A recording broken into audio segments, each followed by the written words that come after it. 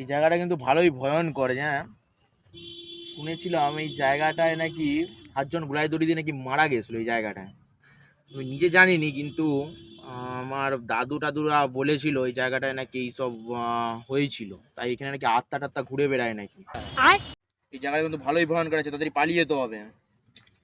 কি অবস্থা? কি গো দাদা, কি হয়েছে? তুই একা বেরিয়ে করছিস? আগো দাদা কি বলবো, মানে এখানে নাকি 7 জন নাকি গোলায় দড়ি দিয়ে মারা গেছিল, ঠিক আছে?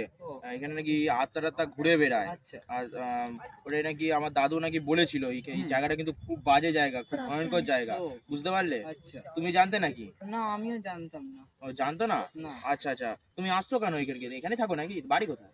হ্যাঁ, আমি এখানেই থাকি। ও, এখানে থাকো, মানে ঘুরতে ঘুরতে চলে আসছো? হ্যাঁ হ্যাঁ হ্যাঁ, ঠিকই বলছিল। এখানে 7 জন কি আত্মহত্যা করেছিল? কি রে ভাই, এত বিড়বিড় করছিস কেন? আরে এক্ষুনি এখানে একটা দাদা দাঁড়িয়ে ছিল, সে বললো নাকি এখানে নাকি 7 জন আত্মহত্যা করেছে। কোথা দাদাটা কোথা? হাই, আরে এইখানে এক্ষুনি ছিল, আমাকে আরে বলছিল। আজ পর্যন্ত এখানে কেউ আসেইনি। জায়গাটা বহুত ভয়ঙ্কর। এখানে মনে হচ্ছে ভূত আছে।